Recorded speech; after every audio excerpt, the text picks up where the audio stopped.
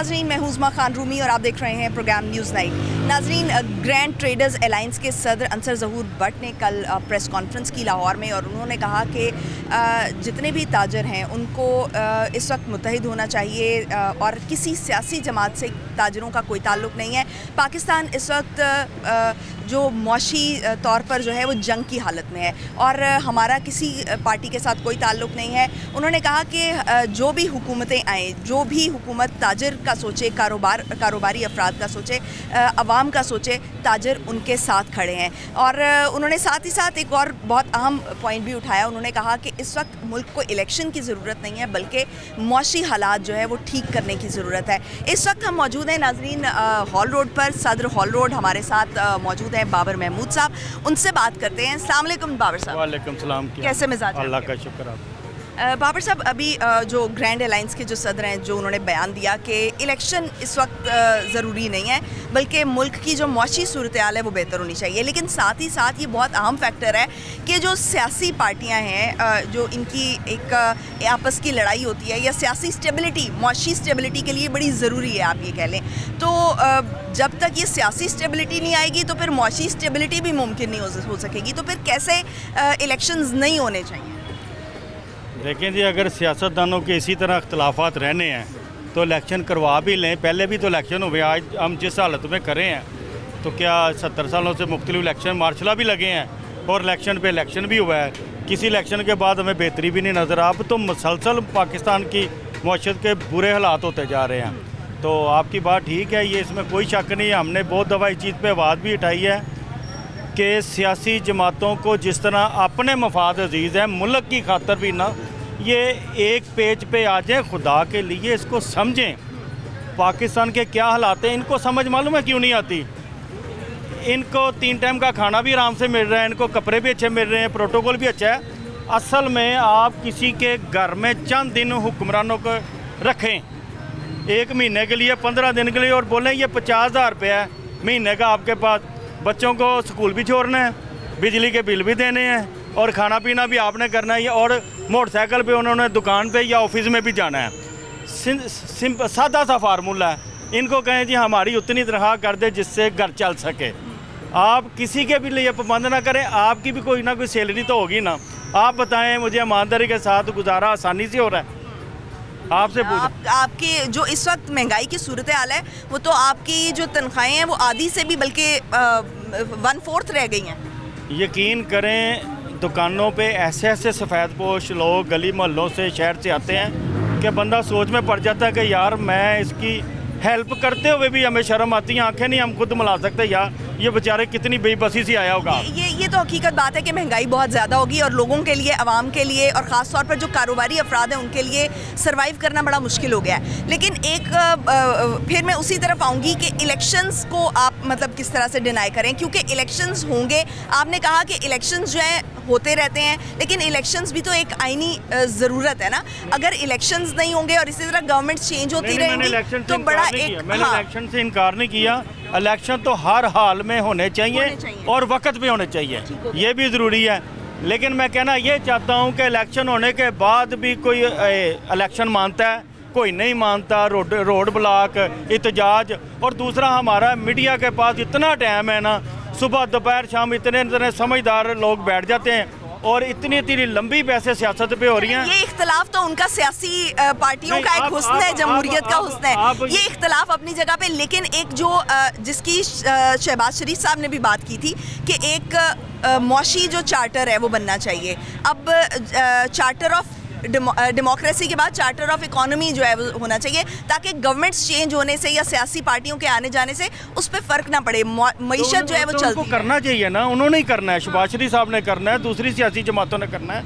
अब तो माशाल्लाह काफ़ी जमातें एक साथ हैं, तो बहुत सारी चीज़ें ये सीधे रास्ते पर ला सकते हैं। सबसे पहले तो इन्हें सिर्फ कहने से मसला हल नहीं होगा कि हालात ख़राब है, इकॉनमी के बुरे हालात हैं, माशी तौर पर बहुत पीछे चले गए हैं। आप देखें ना, अगर हमने मुकाबला करना है ना तो सही मायनों में तो मोदी का मुकाबला करें ना। जो होश संभालने हमें बता दिया गया ये अजली दुश्मन है हमारे इंडिया वाले। 71 में बांग्लादेश अलग हुआ है, हमारे अफ़गानिस्तान के हालात दुनिया को नज़र आने शुरू हो गए कि बेहतरी की तरफ जा रहे हैं।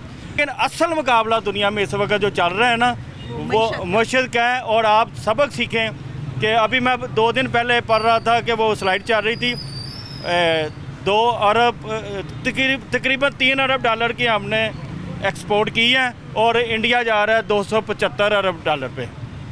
अब देखें फ़र्क इतना। अब हमें इंडिया को यहाँ पे कोई एहतजाज करके देख लें तो इंडिया को गालियाँ निकालना चेक कर लें। भाई हमें अपने दुश्मन को मानना चाहिए, दुश्मन भी माने और उसका मुकाबला यहाँ पे करना है। मैं मोदी का नाम इसलिए ले रहा हूँ कि हम लोग उसे चाय वाला कहते थे, नलायक कहते थे, जो दुनिया जहाँ का बुरे अल्फाज थे ना वो मोदी के लिए ले, लेकिन वो देखे उसने अपने मुल्क को कहाँ से कहाँ लेके चला गया। तो अब हमारे सियासतदान चाहे वो अपोजिशन में है, हुकूमत में है, इकट्ठे हैं या अलग अलग हैं। ठीक है, ये जो ताजर बरादरी है ये फिर जो एक चार्टर ऑफ इकोनॉमी है उसके लिए इन्फोर्स क्यों नहीं कर रही है? आपको चाहिए ना कि ताजर बरादरी इकट्ठी हो और ये इस जो चार्टर ऑफ इकोनॉमी है इसको साइन करवाने में जो है वो हुकूमतों पर प्रेशराइज करें, उनको प्रेशराइज करें, उन पर दबाव डालें। नहीं, दबाव तो हुकूमत हमारे जो चैम्बर हैं, ताजर, छोटा ताजर है, बड़ा चैम्बर, किस प्लेटफार्म पे उन्होंने हुकूमत को ये मैसेज नहीं दी है। लेकिन जब तक ये अपनी अना से बाहर नहीं ना आएंगे, मुल्की मफाद में, अभी इनके ऊपर ज़ाती को मसला होता है ना तो ये इकट्ठे बैठ जाते हैं सारी सियासी जमातें। अगर पिछले दिनों में अगर पीटीआई और नून लीग के लाख इख्तलाफ होने के बावजूद भी बैकडोर में ये कौन एक दूसरे की शादियां भी अटेंड करते हैं, चैम्बरों में भी बैठते हैं, एक दूसरे से मुलाकातें भी करते हैं, लेकिन मुल्की मफाद में इनमें से कोई कौन सोचता है? वो उस दिन आपको नज़र आएगा जब इन्हें गरीब का चूल्हा जलता हुआ देखना चाहिए कि वो 3 टाइम खाना खा भी रहा है कि नहीं। यहाँ पे ये जो पीछे लड़के खड़े हैं ज़्यादातर तनख्वाह है, कोई 40,000 है, कोई 35,000 है, कोई 50,000 है, 2 बच्चे होंगे, घर किराए का होगा, मोटरसाइकिल पे आना जाना। मुश्किल हो गया है। मैं कह रही हूँ कि जितनी भी तनख्वाहें हैं वो 1/4 रह गई हैं। 2 लीटर पेट्रोल भी अगर किसी मोटरसाइकिल पे डलेगा तो 600 का तो पेट्रोल ही बन जाता है। तो ये इतने पैसे कहाँ से बंदा खर्च कर सकता है? मैं हुकूमत से ये कहना चाहता हूँ, चाहे अब ये निगरान हुकूमत आ गई है, इसका भी तोहफे पे तोहफा आ रहा है, महंगाई पे महंगाई आ रही है। हुकूमत से क्या मुतालबा करेंगे इन शॉर्ट? कम से कम तो आगे, अगर आप पीछे नहीं आ सकते तो इससे आगे भी नहीं महंगाई में जाना चाहिए, कहीं तो आप स्टॉप करें महंगाई को, कहीं पर तो ब्रेक लगने चाहिए। अस्सलाम वालेकुम जी। वालेकुम सलाम। कैसे हैं आप? शुक्र अल्लाह। आपका क्या मुतालबा है कि हुकूमत को इस वक्त जो है वो क्या ऐसे इकदामात लेने चाहिए कि महंगाई को रोका जा सके? जो बाबर साहब ने कहा, मैं तो इनकी बात की तईद करता हूँ, मेरे भी लफाज यही हैं। ज़ाहिर आगे नहीं पीछे नहीं आ सकते तो कम से कम आगे तो ना जाएँ। वाम तो मर गई है, वही जाकर वाम का हाल देखें ना। वाम के तो यकीन कर 3 टाइम के तो 2 टाइम पे आ गई है। 2 टाइम की रोटी खानी मुश्किल है। बाबर साहब ने तो 50,000 में घर किराए का नहीं बताया, घर भी उनका किराया का मुलाजमों का, वो बेचारे किधर जाएँ? अब मैं आपको छोटी सी बात शहजाद साहब के बता रहे हैं, इनके बेटा भी साथ बैठता है, कारोबार के ये हालात हैं। मुझे यहाँ पे कह रहे हैं कि यार मेरे बेटे को ना कहीं जॉब पे लगवा दें। एक बंदे की अपनी दुकान हो के खर्चे पूरे नहीं हो रहे हैं, तो ये इससे ज़्यादा ख़राब हालात क्या होंगे कि अपनी दुकान पे अगर 2 अफराद घर नहीं चला सकते तो कितना मजबूर होगा जो कह रहा है कि जो मेरे बेटे को किसी जॉब पे लगा दें। तो पहले यही बात मैंने की है इनसे, तो ये देखना लोगों की हालांकि मेरी अपनी दुकान है, मेरी किराए की नहीं है। मैं किराए की दुकान है, मेरे पे 4 लड़के थे, मेरे पास 1 लड़का, उसकी भी तनख्वाह नहीं निकल रही। ला इलाहा मुहम्मद साहब, मैं आपसे गलत बयान नहीं कर रहा। ठीक हो गया। ये बाबर साहब जितनी बातें की हैं, खुदा की कसम 100% सही है कि लोगों के पास खाने का पैसा नहीं है। ऊपर से कारोबार बिल्कुल नहीं है। जब से ये आए हैं ना बिल्कुल तबाही कर दिया मुल्क। इनसे बात ये निगरान हुकूमत आई है, कम से कम ये तो आगे ना लेके जाए महंगाई को। लेकिन उन्होंने तो इनकी मुआशी पॉलिसियाँ जो पिछली थी उनको कंटिन्यू रखना है। बस बहुत अच्छी हो वायदे भी तो किए ना। ज़ाहिर अभी वो लेट के गए हैं सारा कुछ। महकमों की करप्शन पे भी कंट्रोल करें। हमारे मुल्क में करप्शन भी और प्रोटोकॉल भी तो बहुत ज़्यादा है ना, उसको कंट्रोल करें। कहीं से खुद पैसे बचाएं और कहीं पे ताजरों के साथ बैठ के भी मशावरत कर लें, ताजरों के मशवरे से काम करें, काफ़ी बेहतरी आएगी। अकेले सियासतदानों की मनमानी नहीं होनी चाहिए। और दूसरा मैं तो ये भी कहूँगा, सुबह दोपहर शाम व्हाट्सएप पे और ये मीडिया पे एक ही बात चल रही होती है, कोई फ़ौज के ख़िलाफ़ है, कोई सियासत के ख़िलाफ़ है, कोई दीन के ख़िलाफ़ है। हर टाइम कोई इन चीज़ों से अब कौम को बाहर आना चाहिए, एक पेज पे होना चाहिए। और मैं तो यही कहूँगा सब सियासतदानों को और ये अदारों को बैठ के अब एक तरह बिल्कुल क्लियर बैठ के फ़ैसला करना चाहिए। जो हो गया वो एक साइड पे करें, अब हमने आगे ऐसे चलना है। ये नहीं पता ही नहीं होता, सुबह उठेंगे तो पता चलेगा जी 15 लीटर अभी पेट्रोल और भरना है। और वैसे भी मैं एक पॉइंट आपको बताऊँ, हमारे मुल्क की एक बदकिस्मती भी है। ये देखें ना, अगर पेट्रोल आज आपको पता चले ना कि कल 100 रुपया भर जाना है तो पेट्रोल जो आप लेने चेक कर लीजिएगा भाई, कहीं ना कहीं हमें बाइकाट भी करना चाहिए। अगर 10 रुपये पेट्रोल को बढ़ाने का पता चले ना तो हमें इन पेट्रोल पंपों का बाइकाट करना चाहिए, इनके टैंकों में पेट्रोल भरा रहना चाहिए। ठीक हो गया। आवाम की क्या जिम्मेदारी है सामने? वालेकुम सलाम। हम सबको ठीक होना पड़ेगा, सबसे पहले अवाम की जिम्मेदारी ये है। अभी इन्होंने कहा बाबर साहब ने कि जब पेट्रोल की कीमतें बढ़ती हैं तो हमें जो है वो उसका बाइकआउट करना चाहिए हमें, लेकिन अगर बाइकआउट कर देंगे तो फिर आपका ट्रैवल टाइम ऑलरेडी आपके जो कारोबारी हालात हैं वो ख़राब है। बाइकआउट का उन्होंने जो है वो मफहूम उनकी बात का ये है, बाइकआउट इस तरह करना है कि अगर लीटर चाहिए तो लीटर हम डलवा लें, अपना काम कर लें, टैंक फुल ना करवाएं। हम टैंक फुल, हम ज़ख़ीरा अंदोज़ कौम है ना बेसिकली। बाबर भाई जो हैं वो अल्हम्दुलिल्लाह हमारे हाल रोड की नहीं पूरे लाहौर की इस टाइम नुमाइंदगी कर रहे हैं। अल्हम्दुलिल्लाह मार्केट के मामलात को लेके हर चीज़ को उनका जो बयानिया है वो बड़ा वाज़ेह है। अवाम के हक़ के लिए जो है ना बाबर भाई का बयानिया, वो कभी भी अपनी ज़ात के लिए उनका बयानिया नहीं हुआ। तो यही है कि सबसे पहले मुझे ठीक होना है, फिर उसके बाद हम सबको ठीक होना है। तो अभी गवर्नमेंट से क्या मुतालबा करेंगे? क्योंकि जो एहतजाज है अपना जायज़ एहतजाज ज़रूर करना चाहिए, लेकिन हम ये देखते हैं कि जो अवामी मसाइल हैं उनके लिए तो हम सड़कों पर आते ही नहीं है। कोई लीडरशिप को कोई नुकसान पहुंचता है तो उसके लिए हम सड़कों पर आ जाते हैं, लेकिन अब जो कारोबारी तबका है वो इतने मुश्किल में है तो उनका कारोबार नहीं चल रहा। अभी जैसे ये जो बुज़ुर्ग हैं ये कह रहे थे कि अब हम 2 कमाने वाले हैं लेकिन उनके घर का खर्चा नहीं चल रहा, और अब वो अपने बेटे को जो है वो जॉब के लिए वो कह रहे थे कि उनको जॉब दिलवाई जाए। तो आपसे एक बात करता हूँ, आज चौथा दिन है, वो सामने हमारी शॉप है, 1 रुपये की परचेजिंग नहीं की। ये वाजिया कह दिया है कि परचेजिंग नहीं करनी, सेल होती है तो करो, परचेज कुछ नहीं करना। परचेजिंग की गुंजाइश नहीं है अब हमारे पास, परचेजिंग रोक दी हुई है। ऑलमोस्ट 1 वीक से हमने रोक दी। आपने ये स्ट्रेटजी अपनाई है कि परचेजिंग कुछ नहीं करने का, कुछ बिकता है तो बेच दो, 500,000 कुछ आ रहा है चीज़ बेच दो यार, कुछ पैसे पास होने चाहिए। परचेज अब हमने कुछ नहीं करना, कैपेसिटी नहीं है हमारी, परचेजिंग कैपेसिटी ख़त्म हो गई है। हुकूमत से निगरान है, टेक केयर जो गवर्नमेंट है, या मतलब आगे कोई मुस्तकबिल की भी जो हुकूमत आती है, मेरी बस यही गुजारिश है कि अवाम का सोचें, अपने ज़ाती मफादात और अपनी जो ज़ाती दुश्मनी है इनसे बाहर निकल के गरीब अवाम का कुछ सोचें बस। तो क्या आपके पीछे ये पूरी मार्केट खड़ी होगी ये इस डिसीजन के कि आप परचेज़ ना करें? ये मुझे ये बताएं कि ये एज अ स्ट्रेटजी इसको अपनाया गया है कि आप परचेज़ ना करें, ये हमारी दुकान की एक पॉलिसी है, ये हमारी दुकान की एक पॉलिसी है। हम एक छोटे से गरीब से दुकानदार हैं, हमारे पास काम करने के लिए कुछ 7, 8, 10, 12 लाख ही है, वो हमारा जो है वो रिजर्व हो गया। अब पूरे पैसे हमारे काउंटर में पड़े हुए हैं। अब ज़ाहिर है कुछ पैसे हमें चाहिए भी अपनी ज़ाती ज़रूरियात के लिए, उसके लिए दुकान की ये पॉलिसी बनी है कि भाई जो पड़ा हुआ है उसको बेचो, नई चीज़ आगे से कुछ नहीं लेनी, जब पैसे होंगे ले लेंगे। यानी कि ये आपकी ज़ाती ये हमारी ज़ाती स्ट्रेटजी है, हमारी दुकान की ज़ाती एक है। ठीक है, तो आप क्या समझते हैं कि ये बाकियों की स्ट्रेटजी भी होनी चाहिए, ये कोई इफेक्ट करेगी? नहीं, ये तो मैंने आपको अपनी एक ज़ाती अपनी एक बात बताई है, अपनी एक बात बताई है कि हम अब परचेजिंग नहीं कर रहे पिछले मैं ये कह रही थी कि आप लोग एहतजाज क्यों नहीं करते? आप लोग इस के ख़िलाफ़ जो एक पुरअमन एहतजाज करें, लेकिन अपना मौक़िफ़ जो है वो तो सामने आना चाहिए।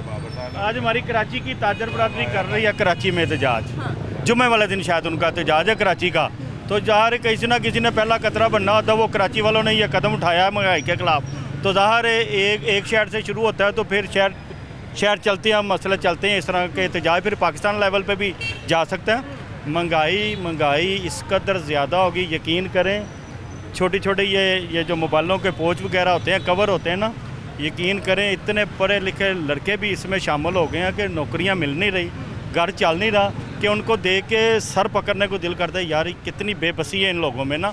तो हम नौकरियां भी नहीं दे पा रहे, कोई अच्छा कारोबार नहीं। ये फुटपाथों पे बैठ के कौन बंदा, इज़्ज़त वाला काम तो नहीं है, मजबूरी से कर रहे हैं लोग, और महंगाई की वजह से पढ़े लिखे जब घरों में खर्चे पूरे नहीं होते तो वो भी इन लाइनों में आ रहे हैं। तो मैं लोग बिजली के बिल लेके हमारे पास आ रहे हैं, मुझे 4-5 बंदे आए हैं कि कहते हैं बाबर साहब के पास मैंने जाना है तो मेरा बिल ये 20,000 आ गया, या 16,000 आ गया, मेरी तनख्वाह इतनी है सैलरी, ये इस महीने की मैं बात कर रहा हूँ। बिल्कुल इनकी जो है ना ये बड़ी बात है और सच्ची बात है, क्योंकि मेन पे बैठे कराची में तो बिलों की अदायगी से रोक दिया है उन्होंने। हर मीटर मैडम उतार के यहाँ पे भी कोई स्ट्रेटजी? नहीं, यहाँ पे अभी तक ऐसी कोई बात नहीं है, लेकिन मैं फिर ये कहूँगा जब तक ऊपर वाले की और नीचे वाले के खर्चे का हिसाब नहीं ना लगाया जाएगा कि एक ब्यूरोक्रेट का, एक हुक्मरान का, सियासतदान का और एक आदमी को 4 घरों में रखें और इनको बोले 50-50 हज़ार में महीना निकालें, फिर पता चलेगा सियासतदान की भी अकल टिकाने आएगी। लेक्चर देने से, तबसरे करने से, मुल्क को ये कर देंगे वो कर देंगे, इससे मसला हल नहीं होगा। मैं इनसे कहूँगा खुदा के लिए महसूस करें, समझें, अगला वक्त मज़ीद मुश्किलात की तरफ जा रहे हैं, खाली बयान देने से या अपना हक अदा करना पड़ेगा। खुदा के लिए बैठ जाएं, समझ जाएं। हो गया जी, बहुत शुक्रिया नाज़रीन। बाबर साहब ने बड़ा इंपॉर्टेंट मैसेज दिया। उन्होंने कहा कि सियासतदान जो हैं उनको मिलकर बैठना चाहिए और मिलकर जो मौशी फैसले हैं वो करने चाहिए, और वो इस बात पर अग्री करते हैं कि एक मईशत की कोई ऐसी स्ट्रेटजी होनी चाहिए कि सियासतदानों के आने जाने से जो है वो उसको फ़र्क ना पड़े, और जो महंगाई है उसको कहीं ना कहीं एक स्टॉप लगना चाहिए, और इलेक्शन से पहले खुदारा इस तरफ आएँ और लोगों का सोचें और महंगाई को कम करने का सोचें। अगर महंगाई को कम नहीं कर सकते तो एटलीस्ट महंगाई को यहाँ पर रोक दिया जाए। ब्रेक पे जाएंगे नाज़रीन, ब्रेक से वापस आएंगे और मज़ीद कुछ ताजरान से बात करेंगे। हमारे साथ रहिए।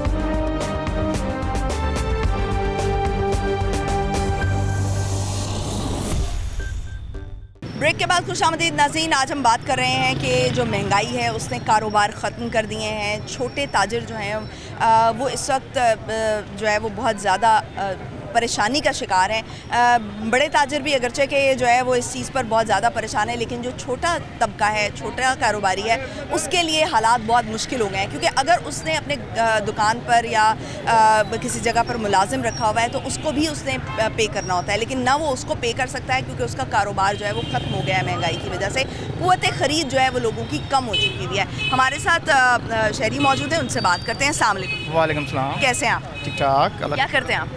मेरी कंप्यूटर शॉप है। कंप्यूटर शॉप है। तो अभी तो महंगाई बहुत ज़्यादा हो गई है, तो किस तरह से आपका सर्वाइवल हुआ है?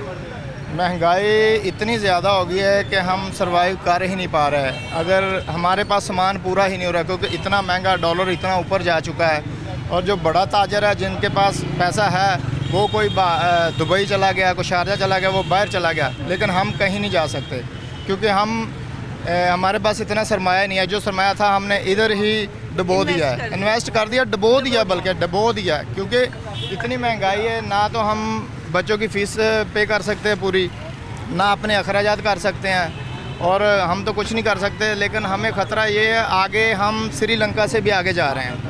मुल्क जो है ना हमारा, पैसा जो है ना श्रीलंका से भी ज़्यादा डिवैल्यू होने जा रहा है। अगर तो इलेक्शन बर वक्त हो गया तो शायद डॉलर में स्टेबल हो जाए, वो भी शायद है, लेकिन मुझे आगे हालात नज़र नहीं आ रहा है। सियासतदान क्या करते हैं, ये अपनी खुद की लड़ाइयाँ हैं, इनकी अपने खुद की लड़ाइयाँ हैं, अपना बदला एक दूसरे से ले रहे हैं। अवाम जो है पिसी जा रही है, किसी बंदे को अवाम की फ़िक्र नहीं है। जब आए थे हम रोना रो रहे, यार इतनी महंगाई हो गई, इतनी महंगाई हो गई, और नून लीग ने आके उससे भी ज़्यादा बेड़ा गर्क कर दिया है। ठीक है, तीसरी बात, सियासी फैसले या आप माशी फैसले लेते हैं तो फिर उसकी आगे कंटिन्यूटी होती है, उसका तसलसल होता है।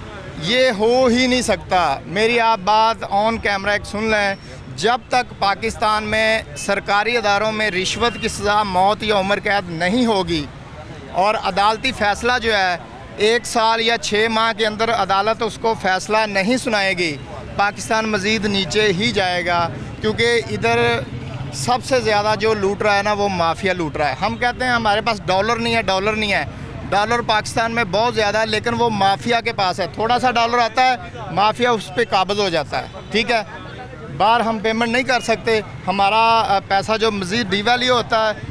और ये लेकिन इनको कार्टेल्स को तोड़ने का भी तो हमारे पास कोई हल नहीं है ना। जो भी सियासतदान आता है वो सिर्फ नारा लगाता है, ये कार्टेल्स को तोड़ देंगे, इन माफियाज को तोड़ देंगे, लेकिन वो उसको तोड़ नहीं पाता। मेरी बात सुने, तोड़ इसलिए नहीं पाता, जो सियासतदान हुकूमत में आता है ना, माफिया उनके साथ ही बैठा हुआ आता है।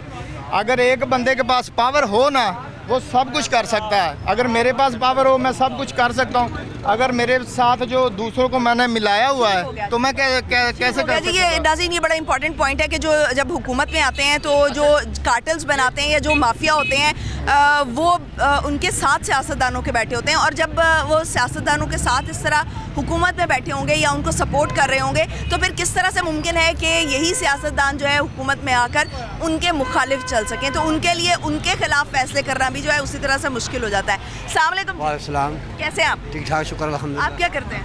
मैं यहाँ LED का रिपेयरिंग का काम करता हूँ। अच्छा, तो कारोबार कैसा चल रहा है आपका? कारोबार कुछ नहीं है, 26,000 रुपये बिल है, परेशान होंगे सुबह का, तो मैं कहाँ से जमा करूँगा? पिछले महीने मैंने बड़ी मुश्किल से जमा करवाया 9,000 रुपये बिल, इस दफ़ा मुझे 26,000 फिर आ गए, मैं कहाँ से ले? पिछली दफ़ा 9,000 आया और इस दफ़ा 26,000 है, मैं कहाँ से जमा करूँगा? मैं गरीब बंदा हूँ, किससे मांगूँ किससे ना मांगूँ, कोई यहाँ पे देने वाला नहीं है। क्या समझे, हम गरीब बंदे क्या कर सकते, कुछ भी नहीं कर सकते, ना हुकूमत के साथ लड़ सकते ना आवाम के साथ लड़ सकेंगे। हमें कोई रोज़गार मिलेगा तो हम करेंगे ना, वो कारोबार की कुछ सूरत हालात होगी तो फिर करेंगे ना। कारोबार नहीं है, आपके सामने मार्केट खाली पड़ी हुई है, नहीं तो यहाँ पे कितना रश होता था। महंगाई ने सब कुछ डुबो के रख दिया। जो चीज़ 10 रुपये की है वो हम 30 रुपये की ख़रीद रहे हैं। ये देखा, आप खुद समझदार हैं। हम गरीब बंदे कहाँ जाएंगे, हम तो रोज़ी के लिए रोज़ ही आते हैं, अल्लाह दे ही देता है रोज़ी। रोज़ी की तो कोई बात नहीं है, बाकी जो घर के और अखराजात होते हैं वो कहाँ से पूरे करेंगे हम लोग। बच्चों का दूध लेने चले जो 180 रुपये किलो दूध हो गया, क्या समझे। पहले 120 130 था, अब 180 रुपये किलो दूध है, वो भी पानी वाला नहीं रहा, क्या समझे। मिल पैक का डब्बा लेने चले वो 80 रुपये का डब्बा हो गया पाव वाला। गरीब बंदा क्या कर सकेगा, कुछ भी नहीं कर सकता गरीब गुजारा बंदा। बहुत हाँ जी, बहुत मुश्किल है। ठीक हो गया जी। अस्सलाम वालेकुम। वालेकुम अस्सलाम। कैसे हैं आप? अल्हम्दुलिल्लाह। क्या करते हैं आप? मेरा कार स्टूडियो का था, शॉप है मेरी कार स्टूडियो। ओके, आप मुझे ये बताएं कि कारोबार किस हद तक मुतासर हुआ है इस महंगाई से? कारोबार इस हद तक मुतासिर हुआ है कि जहाँ पर हम खड़े हुए हैं यहाँ पर जगह नहीं मिलती थी, इस टाइम हम भी इसीलिए फ्री खड़े हुए हैं। तो आप समझ सकते हैं कि कारोबार के हालात किस तरह के हैं। हमें फुर्सत नहीं होती थी इस तरह बात करने की, इंटरव्यू देने की, लेकिन हम निकाल रहे हैं टाइम, क्योंकि कुछ है नहीं करने के लिए, कुछ ना कुछ तो करना है ना, तो इसी वजह से ये इंटरव्यू चल रहा है। ठीक हो गया, ठीक हो गया। अच्छा, मुझे ये बताएं कि क्या आप मुतालबा करेंगे कि गवर्नमेंट को ऐसे कौन से मैयर्स लेने चाहिए कि महंगाई रोकी जा सके, क्योंकि इस वक्त जो आवाम है वो बहुत ज़्यादा मुश्किल में है, ख़ास तौर पर जो ताजर बरादरी है उसके लिए, क्योंकि वो तो नए मौके पैदा करते हैं, लोगों को जॉब्स पर रखते हैं। जैसे अगर आपकी शॉप है तो आपके अंडर बहुत सारे लोग काम कर रहे होंगे, अंडर जो है वो आपके, लेकिन आपका अपना कारोबार ही नहीं चलेगा तो आप दूसरों का सर्कल कैसे चलाएंगे? अच्छा, काम ऐसे है ना कि जो आपने बात की है ना कि आपके अंडर काम करते हैं, मेरे अंडर इस टाइम 4 वर्कर काम करते हैं और चारे इस रिक्शे पर बैठ के खुशगपियाँ मना रहे हैं, क्यों कि काम नहीं है, ठीक है। और हमारा सबसे पहला मुतालबा गवर्नमेंट से है कि आप खुदारा सबसे पहले ना वो पेट्रोल और किचन कैबिनेट की जो चीज़ें इन पे गौर करें। सबसे पहले जो बेसिक चीज़ है ना वो पेट्रोल है, क्योंकि हमारा जो काम है ना वो बेसिकली है दूसरे शहरों से लोग आएंगे, पेट्रोल सस्ता होगा तो लोग आएंगे, वरना 291-92 के रेट में कोई एक बंदा कैसे आएगा। वो इस वजह से नहीं ना आएगा क्योंकि पेट्रोल का रेट बहुत ज़्यादा बढ़ गया, तो वो आना तो मुश्किल हो गया, तो इसी वजह से कस्टमर नहीं आते। ठीक, मुझे ये बताएं कि आप लोग अपने इस कारोबार में जो आपका मुसलसल गिरावट हो रही है, महंगाई बढ़ती जा रही है, इसके खिलाफ आप एहतजाज क्यों नहीं कर रहे? एहतजाज तब होता है जब हम एक हों, जब हम एक ही नहीं होंगे तो एहतजाज कैसे इसका होगा। मतलब ये कि ताजर बिरादरी भी एक नहीं है ना, मैं इस बात के लिए इसको ना एग्री नहीं करूँगा। उसकी वजह ये है, मुझे आज 11 साल हो गए हैं तकरीबन, हाँ, रोड पे। मैंने आज तक इस मार्केट में इलेक्शन होते नहीं देखा, ठीक है। 11 सालों में मैंने किसी ताजर सदर को एक होते नहीं देखा। जब मैं आया था, हाँ, रोड के सदर थे 2, अब माशाल्लाह से हर जोन का एक अलग अलग सदर है। तो अगर आप ताजर का एक जो है ना बेसिक मोटिव लेके चलेंगे ना तो वो ज़्यादा बेहतर है। आप इलेक्शन करवाएं मार्केट में ताकि एक सदर हो, ठीक है, और उसके साथ सब मुतफिक होकर चलें ताकि हमारा जो मुतालबा है वो आगे तक जाए। और वो डिवाइडेड है जिसकी वजह से आपकी बात जो है वो ऐवानों तक भी पहुंच नहीं पाती। ठीक है जी, बहुत शुक्रिया। नाज़रीन, ताजरों के मसाइल आज हम जो है वो आपके सामने रख रहे हैं। मज़ीद भी कुछ ताजरों से बात करेंगे, हमारे साथ रहिए।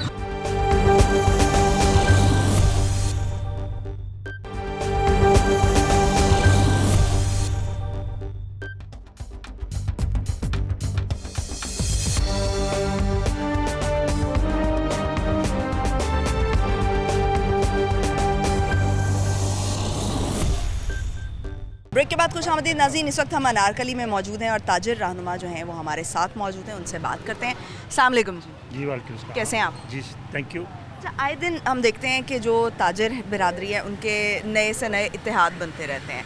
क्या आपको लगता है कि इतने ज़्यादा प्लेटफॉर्म होने की वजह से या आए दिन इस तरह के इत्तेहाद बनने की वजह से आपकी जो ताजिर बिरादरी है वो मज़ीद डिवाइडेड हो रही है और आपके जो मसाइल उनको यूनिफाई होना चाहिए, जो एक जगह पर इकट्ठे होकर मसाइल हुकूमतों के सामने रखने चाहिए, वो उस तरह से नहीं हो पा रहे? ये बड़ा ज़बरदस्त सवाल है आपका। जैसे हुक्मरान होते हैं ना, देखें क्या हो रहा है हमारे साथ, ऐसे ही हमारा इस तरफ ख्याल ही नहीं है। अब हमारी अनारकली में जो अंदर सड़कें जा रही हैं, सबके अलग-अलग सदर, जनरल सेक्रेटरी, बेसिकली हमारी पहले शुरू से 1947 से हमारी अनारकली यूनियन जा रही है, अभी तक वही चल रही है स्टिल, इसमें कोई नहीं चेंजिंग आई।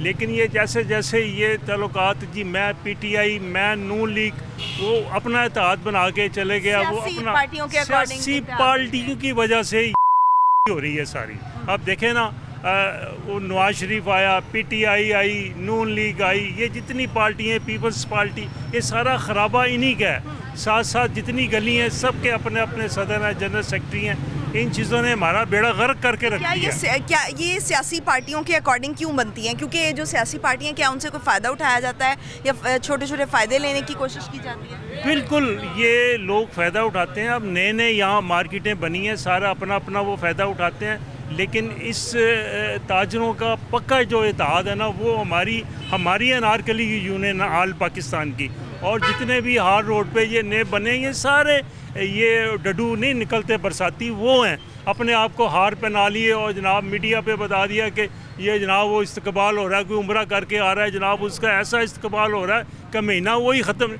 और देखो तो क्या हाल हो गया है पाकिस्तान का, कैसे लोग परेशान हैं। आज 50,000 रुपये तनख्वाह वाला वही रो रहा है, पीट रहा है। कोई पानी का बिल देखें कितना है, 600 रुपया बिल आता था, अब 3600 रुपया हो गया। बिजली का बिल जो 20,000 का था वो 1 लाख रुपए का हो गया। क्या क्या आपको बताएं, गैसेस का देख लें, गैस पे आ नहीं रही तो बिल इतने ज़्यादा आ रहे हैं। यही नतीजा है जब ये चीज़ें होने का, डिवाइडेड होने यस डिवाइड होने का ये सारा मसला, ये होते रहेंगे, ये सिलसिला बढ़ता रहेगा, ख़त्म नहीं होगा। आज ताजर इतने परेशान हैं, मैं आपको बता नहीं सकता। रो रहे हैं लोग, क्या करें, किसको मुंह दिखाएं, वो कोई नहीं है। अब निगरान लगा दिए, निगरानों का कोई नहीं पता चल रहा है कि इनका वो वाली वायरस कौन है, कहाँ से आए हैं, क्या क्या नहीं है। बेड़ा गर्क हो गया पाकिस्तान का। ठीक हो गया जी। अस्सलाम वालेकुम। वालेकुम सलाम। कैसे हैं आप? दुआएं चाहिए आपकी। अच्छा, ये अभी कल भी एक नया अलाइंस बना है और कल प्रेस कॉन्फ्रेंस की है उसने, और ये कहा गया है कि इलेक्शन जो है वो इस वक्त वक्त की ज़रूरत नहीं है, बल्कि चूँकि जो मुल्क है वो मौशी तौर पर हालत जंग में है, तो इसलिए मईशत को देखना पहले अहम है। मेरा सवाल ये है कि क्या जो सियासी जो स्टेबिलिटी है वो मौशी स्टेबिलिटी के लिए ज़रूरी नहीं है? क्योंकि हमने हमेशा इस पर बात की है कि सियासी स्टेबिलिटी हमेशा जो है मौशी इस्तेहकाम की तरफ लेकर जाती है। तो इस वक्त फिर अगर ताजर बरादरी ये मुतालबा कर रही है कि इलेक्शंस नहीं होने चाहिए, तो फिर मौशी स्टेबिलिटी कैसे मुमकिन है? बात यह है कि अगर पीछे देखा जाए जो हमारे साथ हो रहा है, यहाँ पे तो तजुर्बात किए जा रहे हैं। क्योंकि जो लास्ट टाइम जो आया वो 3.5 साल रहा, उसको उठा के फेंक दिया। भाई उसको पूरे 5 साल गुजारने देते, देख लेते फिर क्या होता। उसको क्यों उठा के फेंका आपने बाहर? उसके बाद 1.5 साल आपने हुकूमत दे दी। यही पे इसी जगह पे नजम आया था, वो लाहौर न्यूज़ का, मेरे से बात की, कहते पीडीएम। मैं कहा पीडीएम कुछ नहीं कर सकती जब तक इसको पीछे सपोर्ट नहीं होगी। वही हुआ। उसके बाद एक और एंकर यहाँ पे है जी, अब ये हुकूमत है, इसको क्या? मैं कहा ये हुकूमत को पूरा ये करने देंगे, क्योंकि इसका साहब हो गया, आगे खूब पीछे खाई, कहाँ जाएगा मेरा ज्वाई? दूसरा लफ्ज़ों में सीधी बात है, ये हम लोगों के साथ ड्रामे हो रहे हैं। और खुदा का खौफ करो, इनको चाहिए कि लोगों की जो ब्यूरोक्रेसी को जो इनके खर्चात इनको कम किया जाए। नई नई गाड़ियाँ लेके दी जा रही हैं, भाई गरीब वहाँ मर गया, भाई ये नारकली है। यहाँ पे गुजरना बड़ा महाल होता था। आप देख लें कि दुकानदार फारिग बैठे हैं, लोगों को रोटी खाने के लिए नहीं है। अब जब दुकानदार का सेल में रात को कहाँ जाएगा? जिसकी तरह 15 या 20 हज़ार रुपये उसका बेसिक तौर पर कमीशन में काम होता था, वो कारोबार नहीं होगा तो वो कहाँ पर जाएगा? लोगों को तो रोटी खाना महाल हुआ है। सबसे बड़ा तो लम्हा फिक्र ये है कि लोगों के पास रोज़गार नहीं है। रोज़गार तब होगा जब यहाँ पे मुआशी स्टेबिलिटी तब भी मुमकिन है कि जब ये एक्सपेरिमेंट छोड़ेंगे तो मुल्क के मुतल्लिक सोचेंगे। आपके सामने के जो अब ये गैस और ये चीज़ें हैं कहाँ पे चली गई हैं? आया इनके पास, दुनिया के पास है नहीं मवालिक जहाँ से सस्ती चीज़ मिल सकती है? यहाँ पे तो सारे बैठे हुए डंग टपाओ माल कमाओ। ये जो हालात हैं ये ऊपर से नहीं आने हमारे अपने, हम अपने को ठीक नहीं करना। हम एक उंगली उठाते हैं, ये नहीं रहते 4 उंगलियां हमारी तरफ आ रही हैं। और यहाँ पे वही भाई ने जो बात की है, ये अलायंस वगैरह ये ड्रामे सारे, मुझे ये बताएं, मेरे पास तो रोटी पूरी नहीं हो रही, मैं अलायंस की क्या कर दूंगा? मुझे क्या पता हुकूमत कैसे चलनी कैसे नहीं चलनी? भाई बात ये है कि जब लोगों को रोज़गार मिलेगा तो लोग उस पर इम्प्लीमेंट करेंगे ना। अब ये पिछले 5 साल में जो देखा है, 13 के इलेक्शन के बाद जब ये आए दिन थर्डे हमारे कारोबार नीचे नीचे नीचे, 22 में भी नीचे गया है। उसके बाद ये जो सब कुछ हुआ है इनकी करता दर्दी की वजह से हुआ है। अब जब जो नई हुकूमत आएगी वो अपने आप को स्टेबल करेगी तो कुछ करती। 1.5 साल का पीरियड एडजस्टमेंट कर लिया इन्होंने। ठीक हो गया जी, बहुत शुक्रिया। अस्सलाम वालेकुम। कैसे हैं आप? शुक्र। अच्छा, आप क्या समझते हैं कि ये महंगाई को जो है वो जिस तरह से हम देख रहे हैं कि महंगाई बहुत ज़्यादा बढ़ती जा रही है और कारोबार ख़त्म होते जा रहे हैं, तो क्या आपको लगता है कि कहीं पर इसको रोकना मुमकिन हो सकेगा? नहीं, इस वक्त तो कोई मुमकिन नहीं, क्योंकि जितनी इन्होंने महंगाई कर दी हुई है ये बिल्कुल नहीं रुक सकती। क्योंकि जो हालात हो गए आपके सामने देख ले, बाज़ारों के हालात देख लें। जिस दुकान के ऊपर लड़के थे ना 14 रह गए हैं 7, क्योंकि जब वो खुद उसका पूरा नहीं हो रहा, बिजली के बिल नहीं पूरे कर पा रहा, वो लड़कों के सेलमैन की तनख्वाही नहीं पूरी हो रही, तो वो किस तरह वो लड़के रखेगा ना। तो महंगाई तो और बढ़ती जा रही है और बढ़ती जानी है। बढ़ती जा रही है। क्योंकि एक लड़के की तनख्वाह है ना अगर 20,000 रुपये, उसके घर का बिल 20,000 रुपये आ गया है। वो खाए, बिल दे, बच्चों की फीसें दे, वो कहाँ से देगा? तो कोई पता नहीं है। अभी इस वक्त ये महंगाई और जा रही है। देखे ना, जिस तरह 290 रुपये अब लोग कह रहे अब 300 में हो जाएगा, बट इन्होंने 300 कर देना। दाने देखने कह रहे पहले कहा था 180 पे जाएगा, 200 पे चला गया, अब 300 पे चला गया। रोज़ बर चीज़ें बढ़ती जा रही है, रोज़ महंगाई होती जा रही है। गाँव के दिन में वही है यार, नारकली में निकले को 1500 का सूट मिलेगा, वापस 2000 पे तो सिलाई हो गई है, 1500 का सूट कैसे मिलेगा? तो ये महंगाई काबू में नहीं आने वाली। महंगाई काबू में नहीं आने वाली और मज़ीद जो है वो महंगाई बढ़ती जाएगी। अस्सलाम वालेकुम, कैसे हैं आप? मैं ठीक, शुक्र। अच्छा, आप मुझे ये बताएं कि महंगाई का जिस तरह से करके जिक्र किया, अभी आप हुकूमत से क्या मुतालबा करते हैं? एक चूँकि आप ताजिर बरादरी को रिप्रेजेंट कर रहे हैं, तो इस वक्त आपका हुकूमत से क्या मुतालबा है और अपनी ही ताजिर बरादरी से आपका क्या मुतालबा है? बिल्कुल अच्छा सवाल आपके जी। हमारी सबसे पहले अपनी ताजिर बरादरी से ये रिक्वेस्ट है कि एक हो जाएं। ये जो हमें महकमों ने इंटेलिजेंस हमें तकसीम किया है, इसको पीछे करके हमें सबको एक होना है। यूनियन एक बन जाए, ताजिरों की एक यूनियन, जैसे हाजी मकसूद भट्ट साहब की सरपरस्ती में पहले थी, हर बात मानी जाती थी, वैसे हो जाए।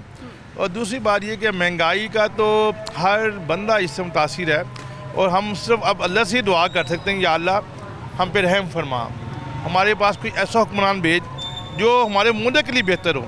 ये हम किसके सपोर्टर हैं, वो किसके सपोर्टर हैं, वो ये हमें नहीं चाहिए। हमें कोई मुल्क के लिए ऐसा बना दे, कोई अच्छा हुक्मरान दे दे जो हमारे मुल्क का सोचे। और ये ना करें जी, जैसे दूसरों ने भाइयों ने फरमाया कि देखें कि हर महकमे में उन्होंने कितने कितने प्रोटोकॉल्स रखे हुए हैं। अल्लाह के बंदो, इसको ख़त्म करो। देखो हमारा मुल्क बहुत ज़्यादा डिफ़ाल्टर है, बहुत ज़्यादा कर्ज़ों में मुब्तला है। तो जब तक हम अपने मुतालिक नहीं सोचेंगे तो हमारा मुल्क आगे नहीं जा सकता। सारा बोझ जो है वो आवाम पर नहीं डालना है। जी हाँ, सारा बोझ आवाम पर डाला हुआ है। तो मैं इनसे ये कहूँगा कि ये प्रोटोकॉल वगैरह छोड़ें, ये गाड़ियाँ शाड़ियाँ जो लेकर दे रहे हैं ये ख़त्म करें। और जो भी फजूल खर्चियाँ हैं जो मिनिस्टर साहब करते हैं या प्राइम मिनिस्टर करता है, जब कहता जी मैं ऐसे कर दूँगा, मैं गाड़ी पर जगह बाइक पर जाऊँगा तो ये करूँगा, वो अमल तो नहीं कर सके। लेकिन अल्लाह कह रहे कि ऐसा हुक्मरान आए जो अमल भी कर सके और अपने आप को करके दिखाए, अमल करके दिखाए। ठीक है जी, बहुत शुक्रिया। नाज़रीन, जो ताजिर बरादरी है वो इस वक्त अपने ही ताजिर भाइयों से भी मुतालबा करती हुई नज़र आ रही है। वो ये कह रहे हैं कि सियासी तौर पर तकसीम होने की बजाय अपने काम के लिए जो है वो हमें एक हो जाना चाहिए, हमें मुत्तहिद होना चाहिए। और मुत्तहिद होकर जब हम एक प्लेटफॉर्म पर इकट्ठे होंगे तो हमारी आवाज़ जो है वो सुनी जाएगी। आज के लिए इतना ही, मुझे दीजिए इजाज़त। पाकिस्तान की हमेशा पाइंदगी की दुआ के साथ, अल्लाह हाफ़िज़।